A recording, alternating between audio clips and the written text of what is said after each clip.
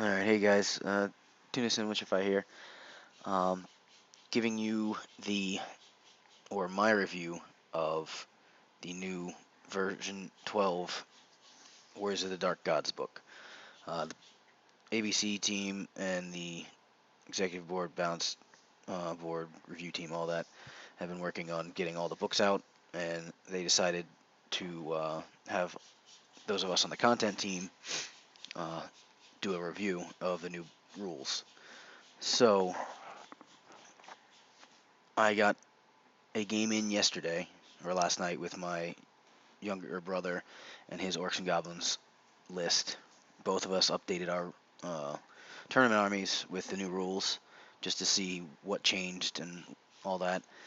I'm not going to spoil the battle report, but to start off, just to get everybody's mind at ease, there were things changed. Obviously, the points values changed, but my list from my tournament army was pretty much the same. Like, there's a few little rules changes, a few little like model count differential. My chosen became warriors, so hey, guess what? We got warriors actually playing in a Warriors of the Dark Gods army. They performed pretty much the exact same role as I was using the chosen for, so there wasn't really any change there for me. Points value wise, they were pretty much the same. Not much else changed in that regard, but I'll try and go over that a little bit. So I'll go over each section. I may or may not put in actual point values and all that, because I know that a lot of people on the forums want to know the points values, but the actual you all will have the books like on the 8th probably anyways, so you can wait one more day. Okay, so army-wide special rule, same thing. We have the Mark of True Chaos. We roll panic test just like normal. The big changes you saw in the sneak peek, I mean, Mark of Wrath and Pestilence both are only usable towards the front. Honestly, it makes those two builds, you just have to be a little bit more tactical. Try not to let yourself get flanked. It's not like the hardest thing in the world, but at least this way maybe you'll get better at playing the game in the movement phase and all that. I don't know. I didn't really have in my game last night. It came up once, and it was with my crushers, and there wasn't really. It wouldn't have made a difference anyways in the combat that I was in. But the Mark of Lust changed to where it's actually back to what it used to be in 8th edition with full immune to panic, which I like. Let's see. Mark of Change is very good utility. And I think if going forward, my character, like my fighty character, will probably have the Mark of Change on there just because having the ability to do flaming, divine, magic, or hellfire attacks gives you more ability to choose what you're going to hit the enemy with. So you can, instead of having to take like the blessed sword or whatever, which is what I have now on my lord, you get to basically, you can take like the ogre blade or something like that and give you higher strength to deal with armor saves, and then divine attacks to get rid of the ward.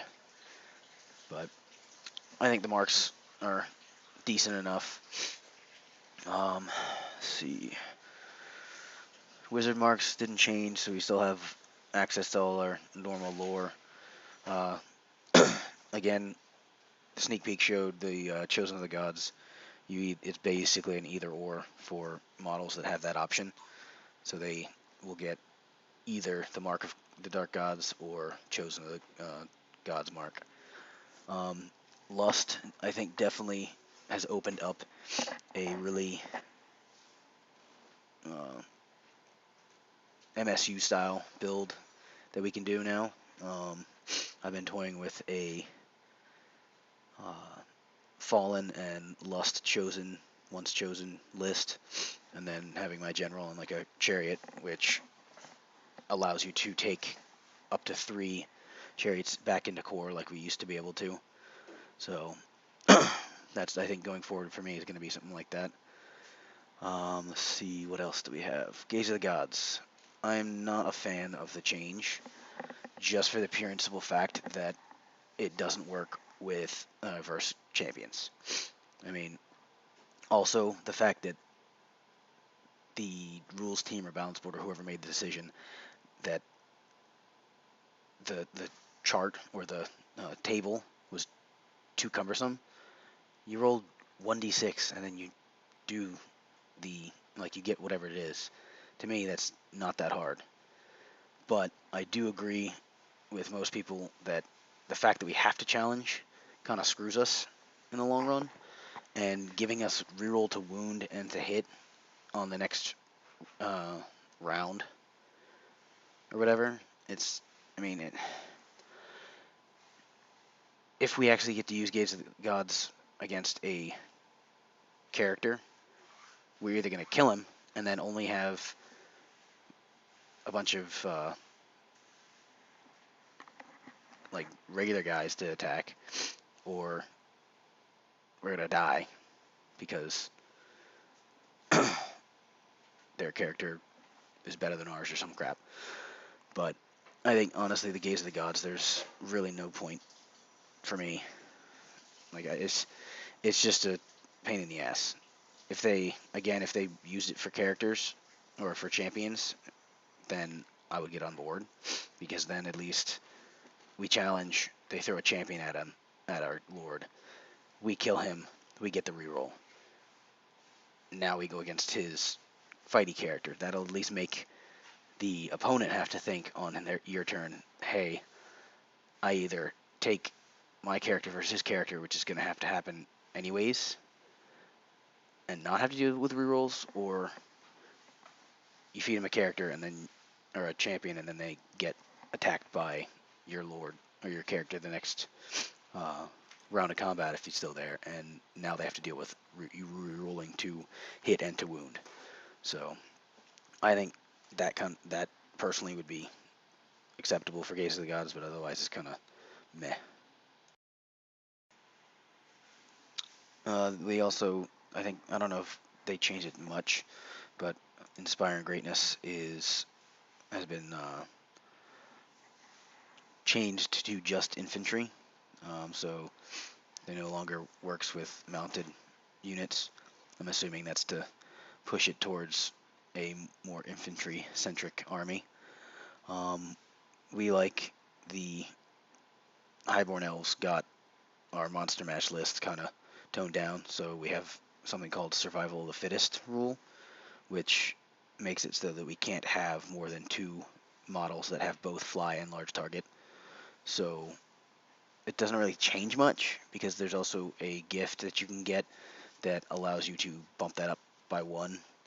But we also have other monsters that are not flyers that you can still take, so you can still have a freaking Monster Mash list if you want. Just you won't be able to have the Dual Chimera, freaking flying DP or Manicore Lord or whatever, unless you take a gift.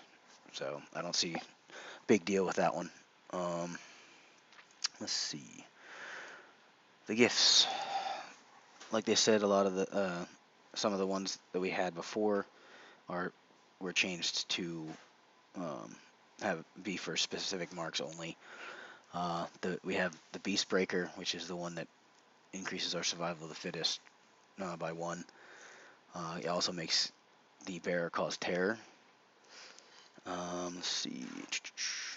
They brought back the Monstrous Infantry gift, so you can give it to your character and make him a 40 by 40 base Monstrous Infantry model. They get +1 movement, and -1 to their initiative. Wildling Blood is in there still. I don't think it really changed much. Waste Hardened Skin got kind of nerfed and dropped in points. I mean, it went from +5 or 6, a 6 up in 8, or a 5 up in 8 to 6 up. So it's not a huge hit, but it's only 25 points now. Let's see. Third Eye of Change. It's the bear, has before increased ward save. Hellish Grace basically makes it so that you can throw your character in with like the Lust Chosen or Once Chosen to make them +2 movement, so they can run with a skirmish unit of Lust Chosen. Miasma is Pestilence only now, and then Soul Feeder has become Wrath only for 20 points, but it is a 4 up and you recover a wound rather than the 6 up for every wound I think it used to be. Let's see. The Spear of Gagnir got a change to it. It's a +1 strength, lethal strike. They have a new shield, which, let's see, what is it? It's basically good for like going into challenges. You can drop the one model's number of attacks. We got the puppet back, so we have in arcane items we have the miscast. We can increase or decrease the result of the miscast table by 1. And I always love that item. And if you do like a laser list or something like that where you have multiple casters, I definitely could see that being in one of my lists. You already know about the Nine-Tailed Standard. Let's see. Nothing really else changes. The Banner of Fury now is you don't lose Frenzy unless the banner is captured or destroyed, which is cool. Alright, so in our Lord section, not much change for the Demon Prince. Change is the only mark that you actually have to pay for now. They made it so that that mark gives you the ability to reroll your spell regen, or spell generation. Let's see. The Lord of Chaos. I'm sure people are going to explode and get all pissed off about the cost for marks, just because looking at it, compared to what we used to, or what we saw last version, the points went up a fuck ton. Like I said, with my list, I had a Lord of Chaos, and the points actually evened out, because I was using, I'm sure everybody was using the Blessed by the Dark Gods, just because it was just awesome. For 50 points, yeah, I'll take a Toughness 6 Lord, or Strength 6 Lord, whatever. So the marks have gone up in cost. The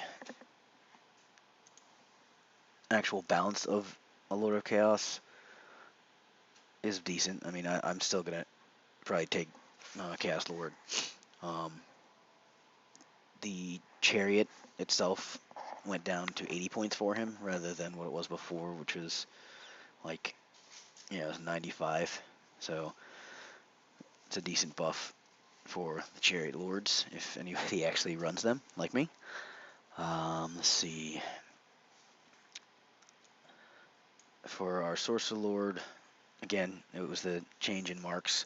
It's only, or mark cost is the only thing. Our Harbinger, let's see, where are you? He made it so he can only, I guess the mana cores were a huge thing with heroes and lords all being mounted on a mana core. So now he can only use the mana core if he's marked True Chaos. Again, the marks only thing that really changed. Let's see. This is the one that I'm sure everybody wants to hear about, and that is the Wrath Priest. Now, from what our ABC said, the way they built the priest was off of, like, the Empire has their Witch Hunter, and so that was essentially their way of building him. He's 100 points base, and then he has his extra freaking mounts he can take, and he can take a flail or a great weapon or whatever, and 50 points of magic items. The big change is he comes with magic resistance too, and a crush attack. And then he also has a specialization that he can choose out of 3 of them. First one makes him a wizard master, as long as there's no friendly wizards on the battlefield. So that I can see as being cool. The thing I don't like is the lack of the ability to channel for dispel dice. But hey, if you want to do mono wrath, then you have a +2 to dispel now. So at least that's good there. He makes the crush attack have divine attacks, and honestly, he's still got the sorcerer freaking stat line. So I don't like. I think that was just. It seems like it was just put in there just to have it in there to give him a different option. Because against most things, he's probably going to get wrecked before he can even get that divine crush attack off. So that's meh on my side. Then the other one, the third one is he gets Inspire Greatness, and again, I no offense to the Army Book Committee, but it just doesn't seem. I was hoping for more of a Empire Priest, War Priest type build where he could maybe buff the unities in a little bit, like with something other than Inspire Greatness that what the BSBs probably are going to be giving to a unit that they're going to be in. At least to me, that's how I would roll mine. I see for anybody who's going to be taking one of these guys, if they do take them, which I'm not going to, just because they're still kind of lackluster. But the only one out of those 3 specializations that I could see anybody taking, honestly, is the Wizard Master. And again, it's not. I don't want to detract from all the hard work that the our Army Book Committee does, but to me, I'm not a fan of the War Priest, but maybe somebody else will be. The Barbarian Chief, big change with that is you can actually make him your battle standard bearer if you have a Barbarian Chief as your general. So in like smaller games, I guess you can have the ability to have a general and a BSB that's not going to break the bank in character points. So that's a cool little effect there. Let's see, he can no longer get Steed of Lust either, which I'm a little butthurt about, but I'll survive. Let's see, the Wasteland Warriors, like I said, my list for my tournament had the Chosen replaced with Warriors, and they worked out fine for me. Let's see, their base points cost went down, so now only 110 points for 10 models rather than the 130. So there's that. So the base is, I think, 11 points per model, if I math right, and then you can add. It's still only 25 size for the unit, but you can add 15 more for 13 points. Let's see. So yeah, I think here's where people are probably gonna start raising hell over, which again for me it's not that big of a deal, but the Mark of Wrath and Pestilence are both 3 points per model, and then Changing Luster 1. Our shields are 1 point a model, but we can. It looks like we can take. Let's see. Additional hand weapons point cost went down. Great weapon cost went up. Halberd stayed the same. So basically I think with the drop in the initial points cost, it kind of evens everything out. So try some games with them. They're actually still good, really good freaking troops. They're better than most other corps. So try them out and complain afterwards. Fallen, no real change other than mark prices. Uh, the dogs are actually changed. They went up 10 points, but they come now with both Vanguard and Poison attacks. And then you can pay to give them a 6-up. So essentially you get the Vanguard and Poison for only 10 points. So I see that as a buff. Then Barbarians, the base model count or starting model count it went up by 5, so they're 20 models per. Let's see. Their marks went up for Pestilence and Wrath, I think, maybe? Yeah, but again, that's to be expected. Just don't get flanked. Let's see. I do still agree with, I forget who it was on the forums, but with regards to the marks being costed, or marks in the weapons being costed, as like, if, as it were, like the optimal mark was taken automatically, I think is kind of dumb. And doing something simple like spear, or rather flail, is 1 point per model.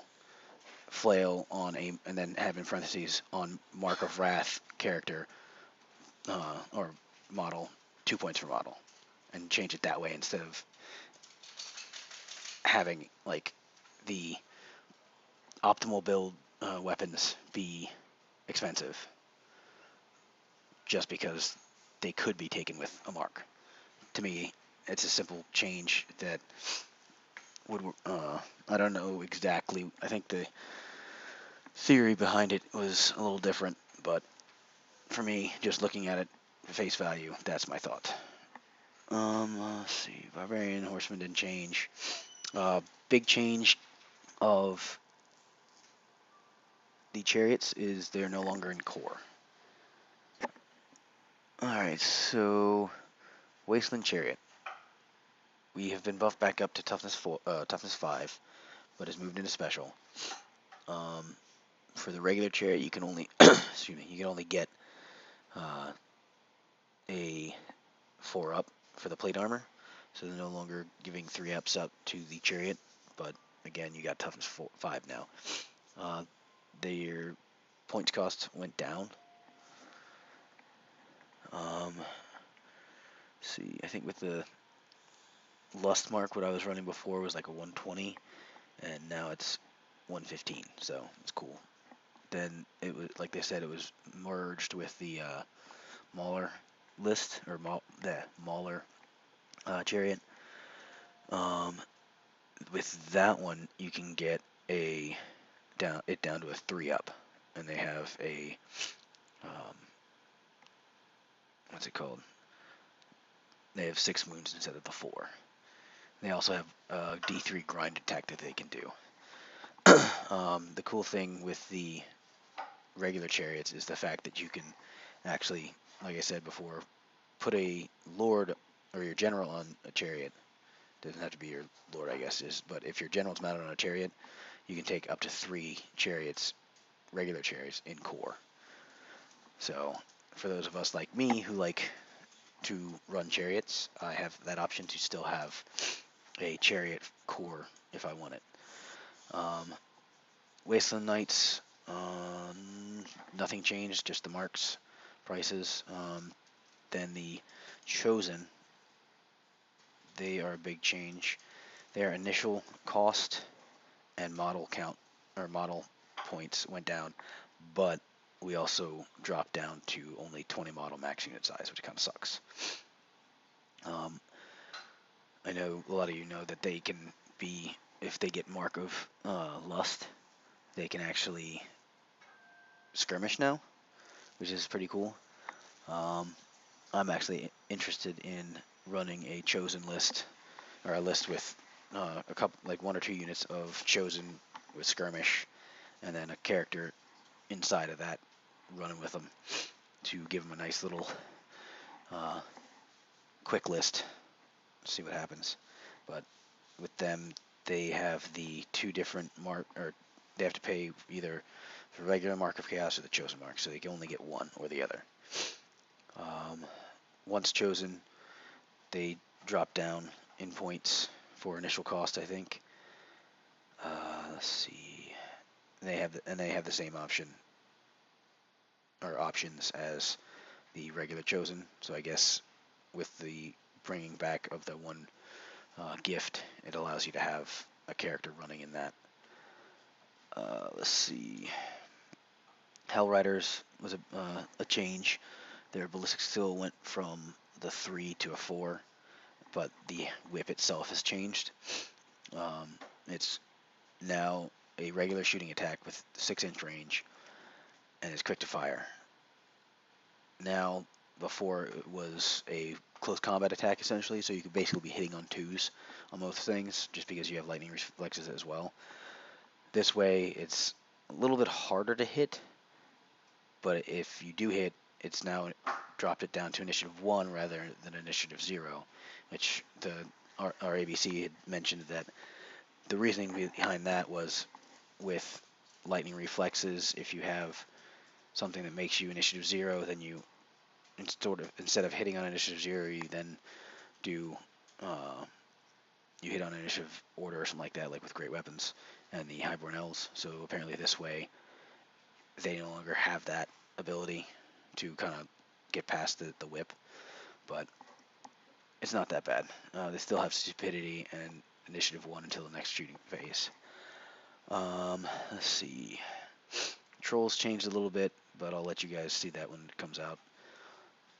Dragon Centaurs went up in base cost, I think, and then their great weapons went up in cost. So you're still only able to have 5 models total. The Fallen Beast, only thing that changed there, again, most of this stuff is just mark pricing. My lovely Blood Beast, which I have in my tournament list because he gave my Lord hatred, has been nerfed. He's still 175 points, but now he no longer gets the mark from the lore or from his binded character, and he no longer gives hatred to said character, which kind of sucks. But he's still a decent monster with weapon skill 7 or 8, depending on who he's bound to, and he has hatred still, frenzy, and 8-4 defense. So I mean, he's not anything to sneeze at, but I don't know. Looking at him now, I pretty much gave him or put him in my army because I wanted to have hatred on my lord. So I think looking at him, I'm probably going to change it up and maybe run a vortex beast because those things look pretty damn cool, or rather a giant. So we'll see what happens with that though. I'm still playing with all my lists. See, Crusher Knights went up in base cost just a little bit. Hellscream Cannon I might actually take now because it's not crappy as hell. It has been moved back to movement 4. Has 7 leadership, which I want to say, yeah, it was 6 before, so it sucked horribly.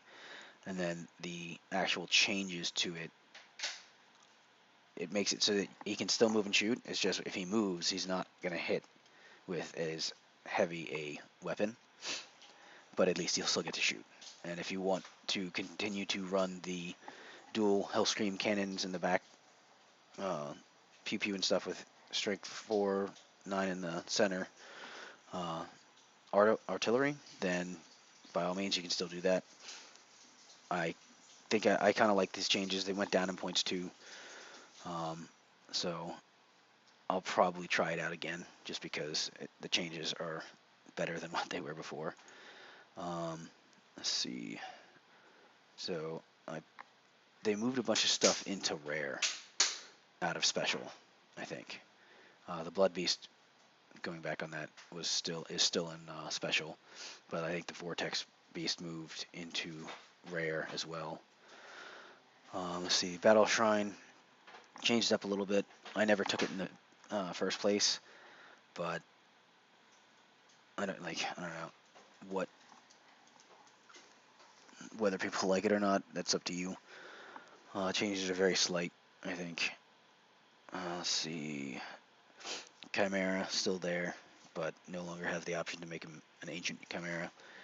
The Vortex Fiend is Mark of Change,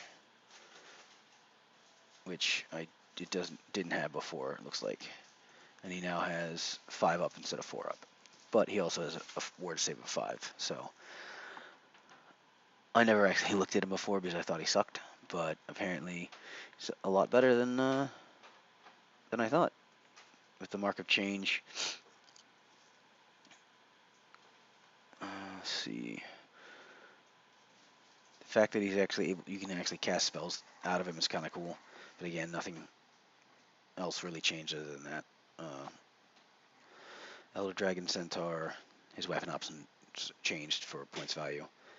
And then I was asked by our ABC not to go into detail with the Wasteland Giant, but a lot of people are going to be extremely happy with the changes to him. Personally, like I said, I'm probably going to run a Giant in my list just to try it out as well. Other than that, I don't really see, there wasn't much in the way of changes to the mounts. Yeah, no. So that's pretty much it. All in all, we were hit like I expected us to be hit. Before you go on the forums and continue the flaming war of this is why I think we got screwed, play some games with it. Like, get a handful of games in before you actually start complaining. The initial knee-jerk reaction when the sneak peek came out was the same as what it would probably be when you actually see the book. But again, I think where we're at a power level is pretty much the same as what we were before. And if anything, the big changes were the Mark of Wrath and Mark of Pestilence. It is just going to make you a better general if you continue to play with those marks and learn to just not get flanked, or do your best, do your best not to get flanked. But to each their own. There's definitely a lot of options that opened up for us in the way that we have the MSU avoidance list, and that we can play now. We can still do the Monster Mash list if we want. Not so flying circusy as it was before, but you can still do it if you want. So I think both the balance board, the rules team, executive board, and especially our ABC has done an amazing job in getting this book to us. And we won't have any more changes until September, so you're going to have to learn to love it or just stop playing. And personally, I'd rather continue playing with what we were given and make the best of it. So thanks for listening, and hope you enjoy the new book.